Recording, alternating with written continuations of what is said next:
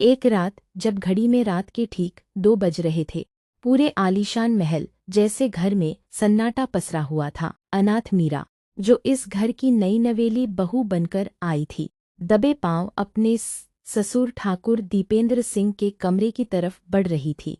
मीरा के दिल की धड़कनें बहुत तेज थीं और उसका पूरा शरीर डर के मारे कांप रहा था। पिछले कई दिनों से मीरा देख रही थी कि उसके ससुर रोज आधी रात को अपने कमरे की अलमारी के पीछे जाते हैं और गायब हो जाते हैं। जैसे ही मीरा ने अलमारी को धीरे से खिसकाया, उसके सामने एक गुप्त दरवाज़ा दिखाई दिया। उस दरवाजे के अंदर से किसी के रोने की बहुत ही धीमी और दर्दनाक आवाज़ आ रही थी। मीरा ने हिम्मत जुटाई और उस गुप्त दरवाजे को खोलकर अंदर कदम रखा।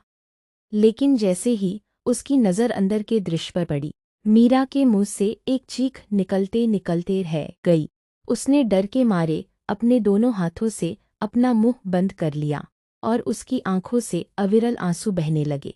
वहाँ जो सच मीरा के सामने था, वह किसी खौफनाक सपने से भी बदतर था। आखिर उस गुप्त दरवाजे के पीछे कौन था? क्यों शहर के सबसे बड़े दानवीर ठाकुर दीपेंद्र सिंह ने अपने ही घर में एक जिंदा इंसान को कैद करके रखा था? और इस गहरे राज का मीरा के अपने अतीत से क्या रिश्ता था? आज की यह कहानी आपके दिल को झकझोर कर रख देगी। कहानी की शुरुआत होती है मीरा से। मीरा बचपन से ही अनाथ थी। उसने कभी अपने माता पिता का चेहरा नहीं देखा था। उसे एक छोटे से अनाथालय में पाला पोसा गया था। मीरा का दिल सोने जैसा था। वह बहुत ही शांत, संस्कारी और दूसरों की मदद करने वाली लड़की थी। जब मीरा 20 साल की हुई तो उसकी किस्मत ने एक अजीब मोड़ लिया। शहर के सबसे अमीर और प्रतिष्ठित इंसान ठाकुर दीपेंद्र सिंह अनाथालय में दान देने आए। वहां उन्होंने मीरा को देखा। मीरा की सादगी और उसकी सेवा भावना देखकर ठाकुर साहब बेहद प्रभावित हुए। उन्होंने अनाथालय की मैनेजर से कहा, मैं इस बच्ची को अपने घर की बहू बनाना चाहता हूँ। मेरा बेटा विहान अमेरिका से अपनी पढ़ाई पूरी करके लौटा है। मुझे अपने विहान के लिए दौलत नहीं, बल्कि एक ऐसी संस्कारी लड़की चाहिए जो मेरे बिखरते हुए परिवार को संभाल सके। अनाथालय के सभी लोग बहुत खुश थे कि एक अनाथ लड़की अब इतने बड़े राजघराने की रानी बनने जा रही थी। विहान भी बहुत सीधा और साफ दिल का लड़का था।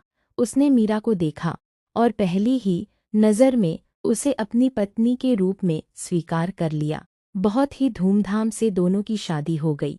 मीरा जब पहली बार उस आलीशान महल में आई तो उसे लगा कि भगवान ने उसके जीवन के सारे दुख खत्म कर दिए हैं। उसे एक प्यार करने वाला पति मिला और पिता जैसा ससुर मिला। लेकिन मीरा को क्या पता था कि जिस खुशियों के महल में वह आई है, उसकी बुनियाद एक बहुत बड़े और काले झूठ पर टिकी है। शादी के कुछ ही हफ्ते बीते थे। मीरा पूरे घर का ख्याल रखती थी। विहान अपने बिजनेस के सिलसिले में अक्सर शहर से बाहर रहता था। घर में सिर्फ मीरा, उसके ससुर ठाकुर दीपेंद्र सिंह और कुछ वफादार नौकर थे।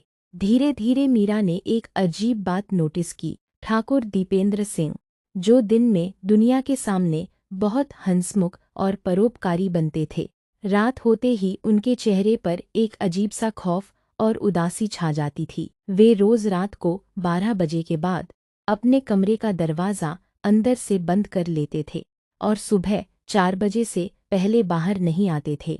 एक दिन मीरा रात को पानी पीने के लिए नीचे रसोई की तरफ जा रही थी। तभी उसने ससुर के कमरे से किसी भारी चीज के खिसकने की आवाज़ सुनी। मीरा ने उत्सुकतावश ससुर के कमरे की खिड़की से झांका। उसने देखा कि ठाकुर साहब अपनी दीवार पर लगी एक बड़ी अलमारी को हटा रहे थे और उसके पीछे एक लोहे का गुप्त दरवाज़ा था। वे उस दरवाजे के अंदर चले गए। मीरा का दिल बैठ गया। उसने तय किया कि वह इस राज का पता लगाकर रहेगी। और फिर वही रात आई जब विहान शहर से बाहर था। मीरा चुपके से ठाकुर साहब के कमरे में दाखिल हुई। उसने अलमारी हटाई, गुप्त दरवाज़ा खोला और सीढ़ियों से नीचे उतरने लगी। वहाँ नीचे एक तहखाना था जहाँ एक मध्यम सी रोशनी जल रही थी और उस रोशनी के बीच लोहे की जंजीरों से बंधी एक बूढ़ी औरत बैठी हुई थी। उस औरत के बाल बिखरे हुए थे, कपड़े फटे हुए थे और वह जमीन पर बैठकर सिसक सिसक कर रो रही थी। मीरा को अपने सामने देखकर वह बूढ़ी औरत डर गई। उसने कांपती आवाज में कहा, तुम कौन हो? क्या दीपेंद्र ने तुम्हें भी यहाँ कैद करने के लिए भेजा है? मीरा ने रोते हुए उस औरत के पैर छुए और कहा, नहीं माँ, मैं इस घर की बहू हूँ। आप कौन हैं और मेरे ससुर ने आपको इस हाल में क्यों रखा है? तभी वह औरत फूट फूट कर रोने लगी। उसने जो सच बताया उसने मीरा की रूह कंपा दी। उस बूढ़ी औरत ने कहा, बेटी, जिसे तुम अपना ससुर समझ रही हो वह कोई देवता नहीं बल्कि एक कसाई है। मैं दीपेंद्र की पहली पत्नी और विहान की सगी माँ सुमित्रा हूँ। सुमित्रा ने रोते हुए आगे बताया, आज से 20 साल पहले यह पूरी जायदाद और बिजनेस मेरे पिता का था। दीपेंद्र मेरे पिता के कारखाने में एक मामूली मैनेजर था।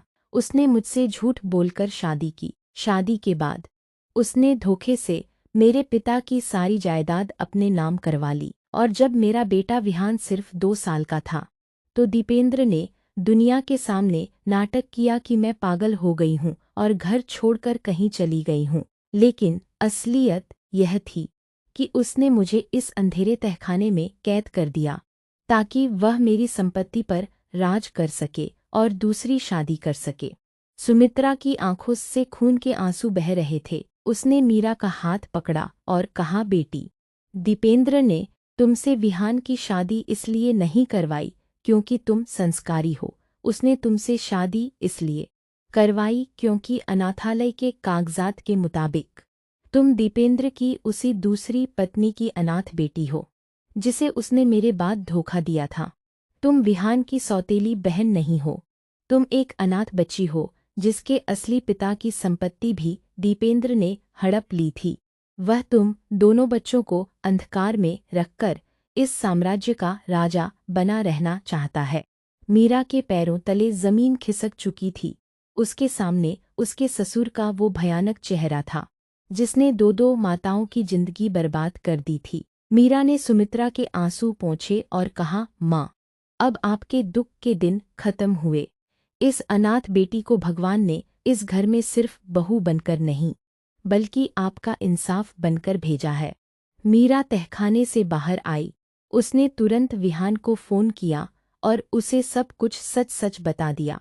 विहान को पहले तो विश्वास नहीं हुआ, लेकिन जब वह उसी रात वापस लौटा और मीरा के साथ तहखाने में गया तो अपनी सगी माँ को इस हाल में देखकर विहान के पैरों तले जमीन खिसक गई। वह अपनी माँ के गले लगकर फूट फूट कर रोने लगा। ठीक उसी समय ठाकुर दीपेंद्र सिंह भी कमरे में दाखिल हुए। अपने बेटे और बहू को तहखाने में देखकर उनका चेहरा सफ़ेद पड़ गया।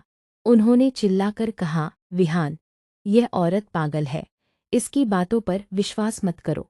लेकिन विहान का गुस्सा अब 7वें आसमान पर था। उसने अपने पिता की तरफ देखा और कहा, पापा, पागल माँ नहीं, आपका लालच था। आज से आप मेरे पिता नहीं हैं। मीरा ने पहले ही पुलिस को बुला लिया था। पुलिस ने तुरंत ठाकुर दीपेंद्र सिंह को अपनी कस्टडी में ले लिया। जाते जाते दीपेंद्र सिंह का घमंड और उनका झूठा साम्राज्य हमेशा के लिए मिट्टी में मिल गया। विहान और मीरा अपनी माँ सुमित्रा को ऊपर महल में लेकर आए। मीरा ने अपनी सास की खूब सेवा की, उनका इलाज करवाया। धीरे धीरे सुमित्रा ठीक हो गई। मीरा ने महल की दौलत को नहीं बल्कि अपनी माँ के आशीर्वाद और अपने स्वाभिमान को जीता। सीख मोरल दोस्तों, यह कहानी हमें सिखाती है कि पाप का घड़ा चाहे कितना भी बड़ा क्यों न हो, एक दिन वह जरूर फूटता है। दौलत और झूठ के दम पर बनाए गए महल कभी टिकते नहीं हैं। इंसान को हमेशा अपने कर्मों पर ध्यान देना चाहिए, क्योंकि भगवान के घर देर है अंधेर नहीं। जो दूसरों की जिंदगी में अंधेरा करते हैं उनके अपने जीवन का अंत भी अंधेरे तहखाने में ही होता है। अगर मीरा का यह कदम और न्याय आपको सही लगा तो कमेंट में जस्टिस फॉर मदर ज़रूर लिखें। वीडियो को लाइक करें और आपके अपने सबसे प्रिय channel story voice of Rizwana को सब्सक्राइब करना न भूलें। अपना ख्याल रखें। धन्यवाद।